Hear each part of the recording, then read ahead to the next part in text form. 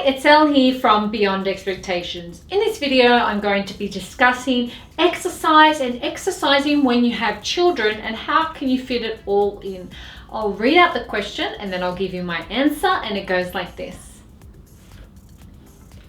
Dear, you are just amazing. But how many hours have you been training every day? And how do you have time for training with kids? I have the same issue. I cannot train with my kids. Thank you so much for your fantastic question. I feel like as mothers, this is something that we all struggle with. How do we make time for ourselves when we have children? Not being able to train when you have small children, particularly babies, newborns or infants, is very, very difficult. And I'm going to let you in on a big secret. I did not train every single day through the making of Beyond Expectations, nor do I train every single day now. It's impossible. When you become a mother, or if you have any big commitments in your life, your time is not your own.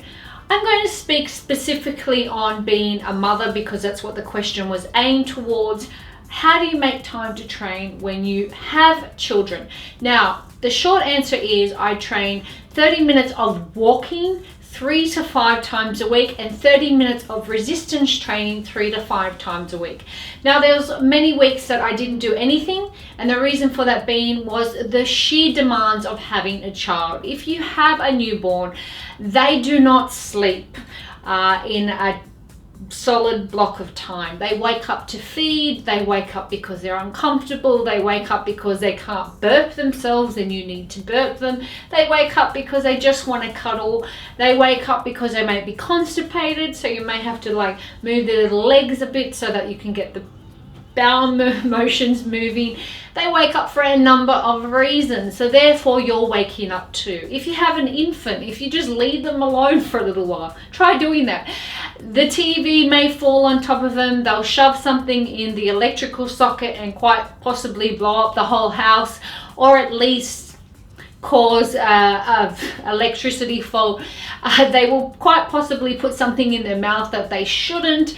They may even turn on the stove. I mean, the list is endless. Then when you have children, they have so much energy, they're constantly moving.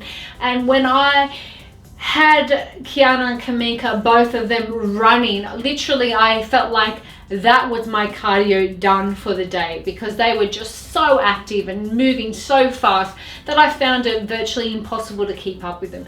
Now that they're growing up to be tweenies, I find that their lives are so full, they have so much on, so many activities, and I feel like I'm busier than ever. And it's got nothing to do with how busy I am, but how busy they are, because they have their own lives, and you become a very good chauffeur, cook, cleaner, and whatnot.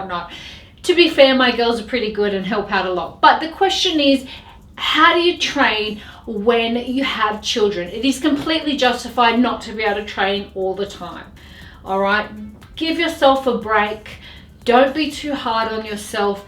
And please, please don't fall into the misconception that you need to train every day, that if you don't train that you're a failure, and next of all, that it's a swap. To be a good mum, you can't have the body that you want. Because quite often I feel that it's perpetuated within the media that to be a good mum, you have to look a certain way. Or if you look a certain way, you're not a good mum because you're self-absorbed. And that comes from the angle that you're putting so much time into the gym, or you're putting so much time into training, and you're neglecting your children. Me personally, I actually train less because I've elevated my fat burning rate, or my metabolism. I made Beyond Expectations in 2010, it is now 2020, and I've been able to keep my shape and physique from making sure that I've elevated my fat burning rate, my metabolism. I wasn't born with a good metabolism. Everyone in my family are round. We are European. We do not have great genetics. It's something that I've had to work on, and it's something that you can work on too. Well, how do you do this? How do you fix your metabolism so you're not having to go to the gym all the time? Well, the way that you do that is that you eat frequently so that your body is constantly being fed, you're not in starvation mode, and your body lets go of all the body fat. Now, how do you do this? Well, you need to make sure that you're eating whole foods every 2 to 3 hours. Stick to things that come out of the ground, avoid things that come out of packets or cans. Canned veggies, packet veggies, things like that can be okay. Just check the labels that they don't have any added nasties. And make sure you try your very best to get adequate sleep. I feel like as mothers, as busy women, sleep is rare and we undervalue it. You need time to rest and recover. Rest and recovery is critical for your body to repair itself, for your organs, for your mental health, and for general rest and well-being, particularly if you're getting older. I know me, I am 40 this year. I can't believe it when I say that. Kiana likes to remind me that I lived in the olden days because there was no internet when I was a child, and sometimes I really feel it, particularly if I haven't had enough sleep. So do try to get between 6 to 8 hours of sleep when you can. So make sure that you don't avoid that. Moving forward, my suggestion to you would be is do not beat yourself up about it if you cannot exercise. Life will come up, it's inevitable.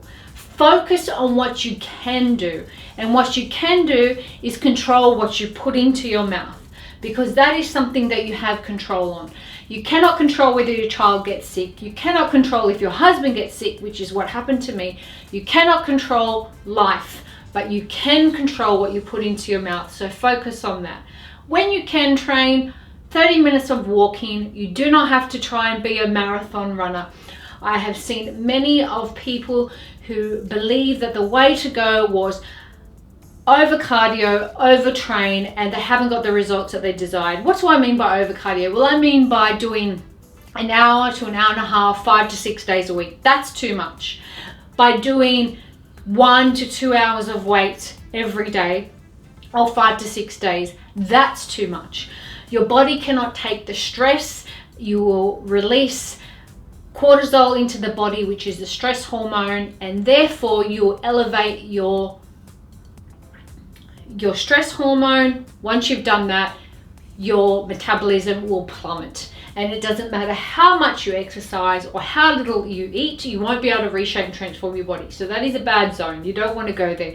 You want to make sure that you're getting adequate rest, that you're having good whole foods every 2 to 3 hours, and that you're training no more than 3 to 5 times a week. 30 minutes of walking, gentle walking, and 30 minutes of resistance training. And that, my friend, will help you. I really do hope this helps. Thank you so much for watching. Moving forward, I really do hope that you feel encouraged. Don't give up. Just because you have children doesn't mean you have to make the swap from being a good mum to fulfilling your dreams and having the body you want. You absolutely can. I've done it. I know you can do it too. Head on over to elleip.com and grab your free copy of 7 Rules, which is from John and I to you. We really hope that it's a great tool that helps you to figure out where you are and where you'd like to be. We thank you for joining us. Please subscribe, turn on the bell notifications, ask me your thought-provoking questions. I really do love your questions, so I can make this content for you. Thank you so much. See you in our next one. Bye.